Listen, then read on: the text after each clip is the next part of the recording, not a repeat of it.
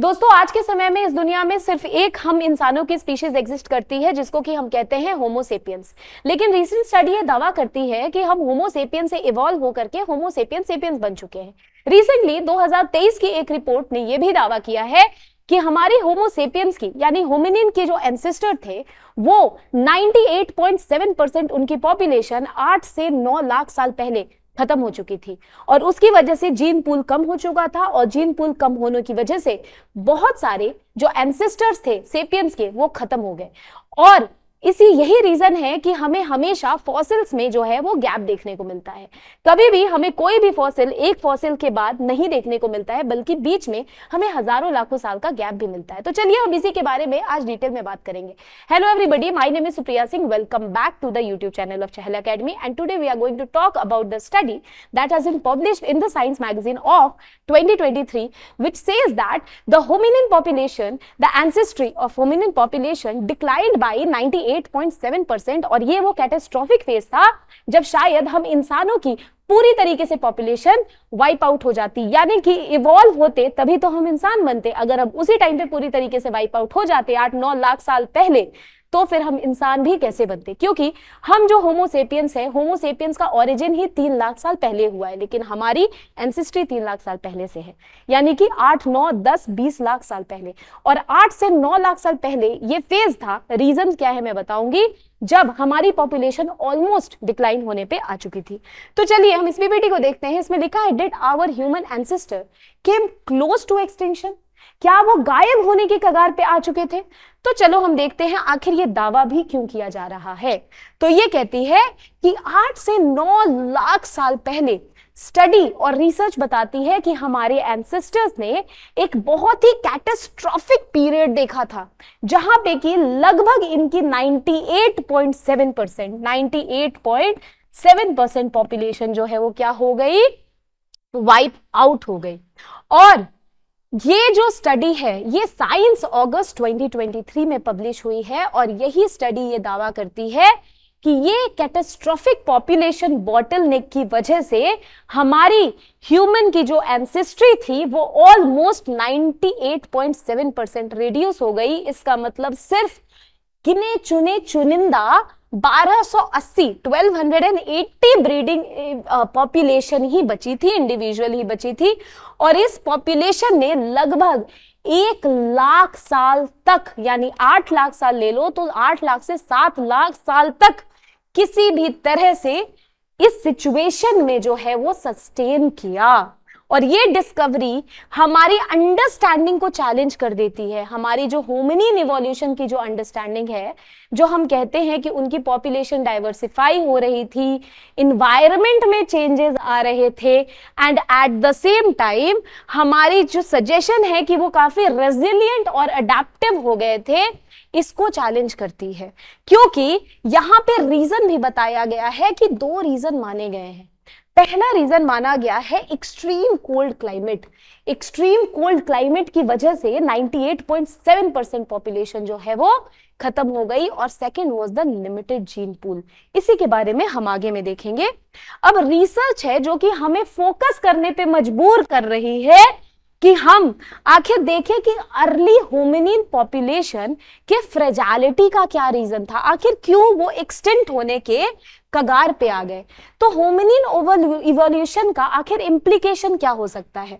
तो पहला अगर मैं बोलूं तो सबसे पहली बात कि अगर 8 से 9 लाख साल पहले अगर हमारे एंसेस्ट्री अगर पूरी तरीके से 98.7% अगर खत्म हो गए, यानी कि जो डाइवर्सिटी होता है, जीन पूल होता है, वो कम हो गया, यानी कि जेनेटिक डाइवर्सिटी जो है वो काफी हद तक 98% लूज कर गया, यानी अब हमारे पास लिमिटेड जेनेटिक डाइवर्सिटी है।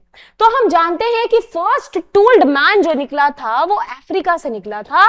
अफ्रीका से निकलने के बाद वो बाहर गया और इस फर्स्ट टूल्ड मैन को हम कहते हैं होमो हैबिलिस। यानी होमो हैबिलिस एक ब्रांच जो है वो यूरोप गया, जिसको नियांथल कहते हैं। एक ब्रांच जर्मनी में जो बसा है उसको हाइडलबर्गेंसिस कहते हैं। उसी तरीके से एक ब्रांच जो ईस्टर्न यूरोप गया उसको हम डेनिसोवान कहते हैं।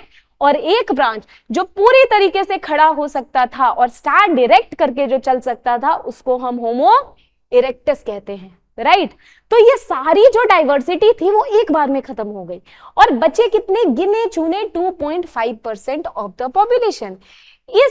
इस रिडक्शन इन डाइवर्सिटी की वजह से हो सकता है कि ये एक बहुत ही इंपॉर्टेंट रोल इसने प्ले किया होगा हमारे होमिनिन हाइडेलबर्गेंसिस, नियांथल और डेनिसोवान के इवोल्यूशन में, क्योंकि इनकी काफी लिमिटेड जीन पूल अब रह गई है। अब इनका इवोल्यूशन भी क्या हो जाएगा, लिमिट हो जाएगा। इसी वजह से इनकी जो कम्युनिटी भी थी वो बहुत हद तक वाइप आउट हो गई। और इस तरीके से लिमिटेड जेनेटिक वेरिएशन की वजह से यही फैक्टर्स हैं जो कि एक यूनिक कैरेक्टरिस्टिक्स इस होमिनिन ग्रुप को जो है वो प्रोवाइड करते हैं। जैसे कि हमें पता है कि होमो सेपियन से ज्यादा बड़ा सिर जो है वो नियांथल का था। इट वाज अराउंड 1750 सीसी और मॉडर्न होमो सेपियंस का भी इतना बड़ा सिर नहीं है। It is only about 1400 to 1450 cc. अब देखो, अब अफ्रीकन फॉसिल के रिकॉर्ड में भी हमें जो गैप देखने को मिलता है कि कोई भी फॉसिल एक के बाद दूसरी इवॉल्व स्टेज में नहीं है, लाखों साल का, हजारों साल का गैप मिलता है। तो ये भी इसी वजह से हमें देखने को मिलता है क्योंकि पूरी तरह से एक जीन पूल जो है वो वाइप आउट हो चुकी थी। और यही इवेंट हमें एक तरह से कनेक्शंस की भी पर्सपेक्टिव देता है। देखो, ये नियांथल है, इनका ब्रेन साइज 1750 सीसी हुआ करता था। ये हम मॉडर्न होमिनिन है, मतलब होमो सेपियंस है, इनका ब्रेन साइज आज के डेट में 1400 से 1450 सीसी ही है, यानी कि ये कम है, जबकि ये पहले एग्जिस्ट करता था। उसी तरीके से डेनिसोवान है, इसका भी लगभग इनके इक्वल ही 1700 सीसी 1600 सीसी का ब्रेन साइज हुआ करता था। अब देखो, सबसे पहला जो होमिनिन है हमारा एंसेस्टर है, उसको हम कहते हैं साहेलैंथ्रोपस। 6 to 7 million years ago, 1 million में 10 लाख, यानी कि 7 मिलियन में 70 लाख साल पहले ये होते थे। और ये कहां होते थे? अफ्रीका में। ऑस्ट्रेलोपिथिकस जो है वो उसके बाद इवॉल्व हुए, वो भी अफ्रीका में हुए।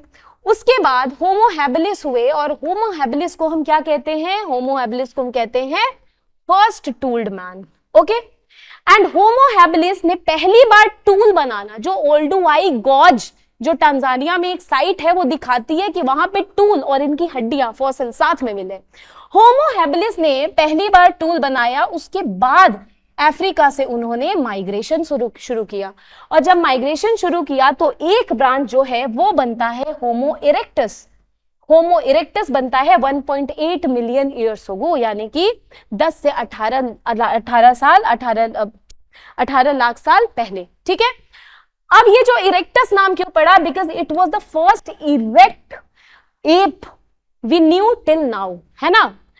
उसके अलावा एक जो है हाइडेलबर्गेंसिस नाम कैसे पड़ा? हाइडेलबर्ग एक लोकेशन है जर्मनी में, और यहां जाकर के जो होमो स्पीशीज रहते थे उनको कहते थे होमो हाइडेलबर्गेंसिस। तो एक ब्रांच जर्मनी में जाता है, एक ब्रांच एशिया में आता है, इरेक्टस ब्रांच एशिया में आता है।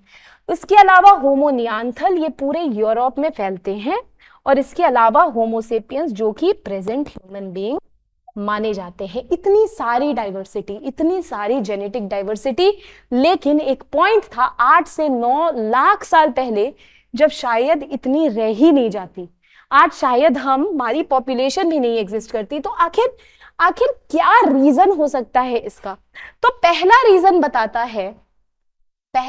बताता है कि ये जो हुआ है, या फिर इस तरीके की जो अचानक से जो वाइप आउट होने का जो रीजन है, दैट इज क्लाइमेट।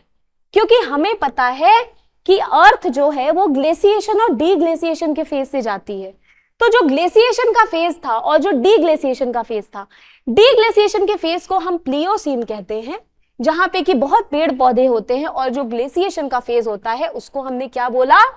प्लिस्टोसीन। जब पेड़ पौधे खत्म होने लगे तो जो पेड़ पे रहने वाले आर्बोरियल एनिमल थे वो जमीन पे आ गए, और तभी होमिनिन इवोल्यूशन हम देखते हैं। लेकिन अगर डीग्लेसिएशन है, अगर ग्लेसिएशन का फेज है, पेड़ खत्म हो रहे हैं, यानी एक तो एक्सट्रीम टाइम तब आएगा जब पूरा अर्थ ग्लेशियर से कवर हो जाएगा ऑलमोस्ट। अब उस ठंड से बचने के लिए सबसे इंपॉर्टेंट चीज जिसको कि हम फायर कहते हैं, आग की हमें जरूरत है, और वो फायर की डिस्कवरी सिर्फ एक स्पीशीज ने करी, जो स्पीशीज आज के डेट में जिंदा है, which is homo erectus that evolve to homo sapiens. बाकी हाइडेलबर्गेंसिस, नियांथर्स, सहेलेंथेरोपस, ऑस्ट्रेलोपिथिकस, डेनिसोवांस, इनके किसी के पास भी फायर की आर्ट या हेबिलिस आर्ट नहीं थी. So only one species that knew the art of fire was what? That was Homo erectus, becoming Homo sapiens in the due course of time. इसी वजह से वो सर्वाइव किए, और 98.7% जो बाकी पॉपुलेशन थी वो क्या हो गई, वो डिक्लाइन हो गई. ठीक है.